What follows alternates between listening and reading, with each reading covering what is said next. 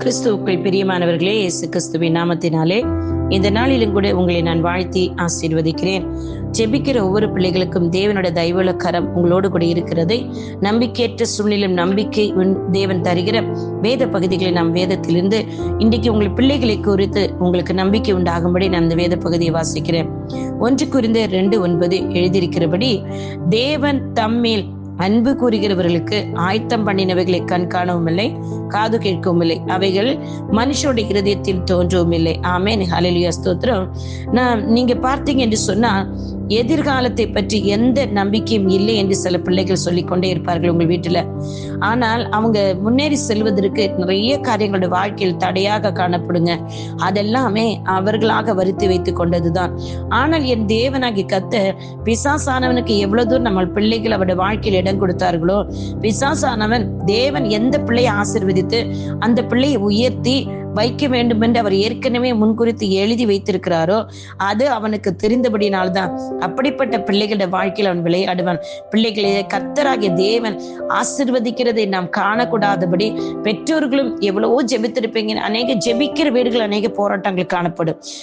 ஆனா அவங்க நம்பிக்கையை இழந்து விடாதபடி விசுவாசத்தோடு நீங்கள் கர்த்தருடைய வேத பகுதிகளை வசனங்களை தியானித்து பொறுமையோடு நீங்கள் இருப்பீர்கள் என்று சொன்னா, எதிர்காலத்தை குறித்து நம்பிக்கை இருக்கணும், நிச்சயமா இருக்கணும். ஏன் அந்த வேத பகுதி அதை தான் சொல்லுகிறது.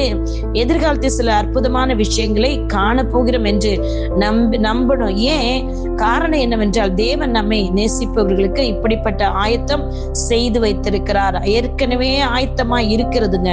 ஆனா அதெல்லாம் நிச்சயமா அவர் கொடுத்துருவாரு. நீங்க பிள்ளைங்க எவ்வளவு தப்பு பண்ணாலும் பாவம் பண்ணினாலும் அதுக்காக தேவன் கொடுக்காமல் இருக்கவே மாட்டார். அவர் கொஞ்ச நாள் பார்ப்பார். பிள்ளைகளே, அவர்களை யாராவது ஒருத்தர் மூலம் கர்த்தர் தொடுவார். நம்முடைய ஜெபத்தின் மூலம், வேத பகுதியின் மூலம், ஆராதனையின் மூலம், நல்ல ஒரு நண்பன் மூலம், நல்ல ஒரு ஊழியக்காரர் மூலம் கர்த்தர் அவர்களை தொடுவார். தொட்டு நிச்சயமாக ஏற்கனவே அவர்களுக்கு ஆயத்தப்படுத்தி வைத்த எல்லாவற்றையும் அவர் கண்காணவும் காது கேட்கும், நீங்கள் தொட்டு பார்க்கும் உணர்வும் கர்த்தர் செய்வார். எனக்கு அருமையான தாய் தகப்பனே, விசுவாசத்தோடு இருங்க. பிள்ளைகளை குறித்து கவலை எடுத்து போட்டுருங்க.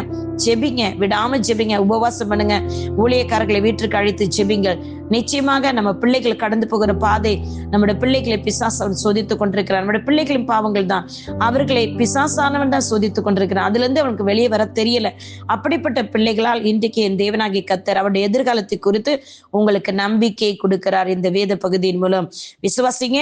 தேவன் உங்கள் மீது அன்பு வைத்திருக்கிறபடினால் ஆயத்த பண்ணினர்கள் கண் காணவில்லை சொல்லியிருக்கிறார். ஆனால் கண் காண போகிறீங்க, காது கேட்க போகுது. அவைகள் மனுஷனுடைய இருதயத்தில் உங்களுக்கு தோன்ற அது தெரியாது. ஏன்னா அவர் ஆயத்தப்படுத்தி விட்டுருக்குது, உங்களுக்கு தெரியாது. ஆனா வருகிற நாட்கள் அந்த தேவன் ஆயத்தப்படுத்தி விட்டு கண்களை காண்பீங்க. விசுவாசிங்க. கர்த்தர் தாமே உங்களை ஆசீர்வதிப்பாருங்க. உங்களுடைய சகோதரி evangelist Sheela Rosario. God bless you all. ஆமென், ஆமென், ஆமென்.